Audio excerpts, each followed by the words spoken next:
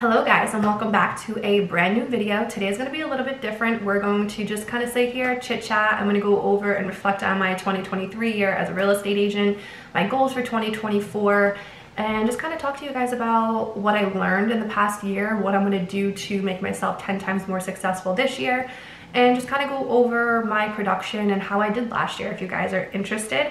So yeah, I mean, let's just go ahead and dive right on into it. So first and foremost, this is going to be my 5th year in real estate. So I've completed 4 years of being a real estate agent. 3 of those, or 2.5 of those, I've been full-time. So if you see my previous videos in the past, you know that I used to be a full-time real estate paralegal for a title and closing attorney company. I did this for about 6 years before I got my license, so I've only really been in the real estate industry ever since I got out of college. And I absolutely love it. So I went from being real estate paralegal to being a full-time real estate agent. So I've been a full-time real estate agent for the past 2.5 years, maybe 3 years. Honestly, I don't know. It's been many years. It feels like it's been forever, to be honest with you. So 2023 was by far my best year in my career. By far my best. Do I think I could have done a lot better? Absolutely, but I am very proud of what I did last year. Despite it being a quote-unquote down market, a lot of agents struggled last year. We saw a lot of agents get out of the business last year because it was a struggling market. Interest rates rose and values continue to rise. So obviously that put a lot of buyers, a lot of stress on buyers with their monthly mortgage payments, and a lot of buyers were pushed out of the market because they were no longer able to afford homes. So it was a very difficult market for real estate agents to get the business. So I figured what I would do is kind of just go over my numbers for last year. I don't have my numbers of the prior year before, but I'm gonna look those up too, so we can I can kind of reflect and show you what I did my 3rd year in real estate compared to last year, which was my 4th year in real estate, and how I've been trending upwards, because obviously that's the goal here. And obviously 2024, I want to keep on going up. So with the end of 2023, I closed 20 total transactions, which put me at $8.5 million in sales volume, which put me at a GCI of $222,531. If you don't know what GCI is, that is just gross commission income. And so that's what I did in 2023. I'm about $27,000 away from the Platinum Club with Remax, and it just kind of puts like a ache in my heart because I was so close. I had 2 transactions, well, I had multiple transactions that fell through this year, to be honest with you, and we're going to talk about what I learned from those transactions. But I had 2 transactions that are actually closing tomorrow, which is January 4th, that were supposed to close prior to Christmas. Things happen, things always happen, and unfortunately that probably would have put me where I needed to be at the Platinum Club, but unfortunately it's okay. It's going to start off my 2024 year off right. I also had, which is so sad to even say, a $1.1 million contract fall through.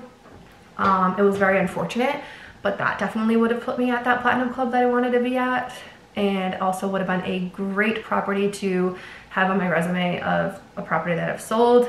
But unfortunately that didn't go through, and that just shows you that's just what real estate is. There's things that just come up. Not everything is guaranteed until the closing day. So I don't bank on anything until I literally get that clear close, or not even want to get the clear close. I don't bank on anything until we're at the closing table and the papers are signed, because anything can happen. We don't get paid until the transaction closes, and we also don't get paid until sometimes a few days after the transaction closes, depending on your brokerage and how they structure commissions. And yeah, you may be doing a lot of work for nothing. And that is kind of what I've learned this entire year, with a few of my transactions falling through. Going into 2024, my main thing is to vet my clients a little bit better. So what I mean by that is I had a couple of sellers that they were kind of on the fence about even wanting to sell. And you know, as realtors, we're always trying to better them and help them understand the benefits of selling their home if it's been a thought in their mind. And you know, unfortunately, we get on a contract and You know, they may ask for a couple things in inspections, or things start coming up. And because they're not motivated to actually sell that property, now they're just like, forget it, just take my house off the market. I don't want to move forward with it anymore.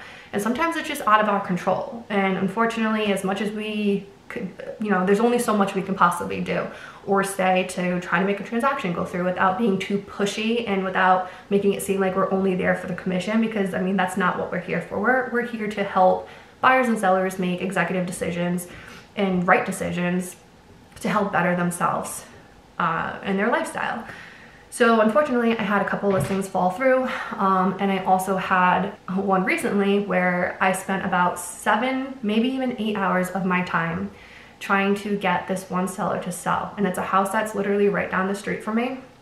And you know, I went there the first time when it was an expired listing that I called. Went there the first time, spoke with him, and he, you know, hates where he lives. He wants to move, has a single family home, and he wants to get a condo.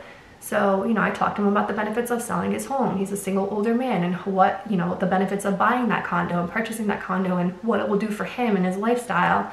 And he was all for it. So went back, signed paperwork, was there for another 2 hours. That night, I get a text saying that he doesn't want to go through with it anymore.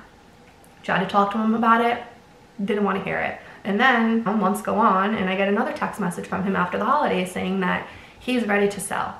I go there for another 2 hours. Okay, so unfortunately my camera just died, so now I'm on my tripod with my cell phone. So anyways, getting back into it, 2 hours in, signed paperwork again, and now I left. I was like, listen, I know this is something that you want to do. I hope I don't get a text message from you tonight saying that you don't want to go through with it anymore.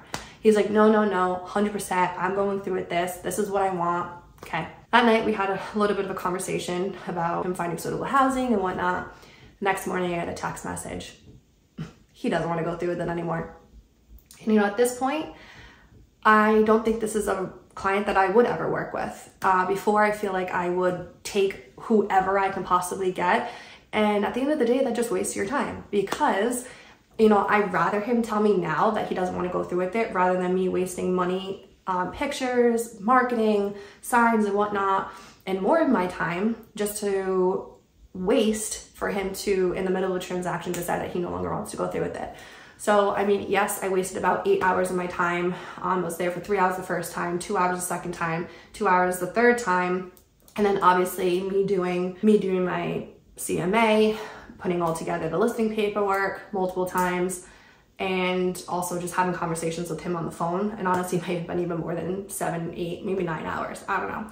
But this is just a learning curve for me that this year I'm focusing on quality clients. My time is valuable. As much as my client's time is valuable, I mean, my time is valuable too. And we have to protect our time, because the time wasted on people who are just wasting our time is going to be detrimental to us looking for potential newer clients who are ready, who are able to, who are motivated, who do want to sell, who do want to buy.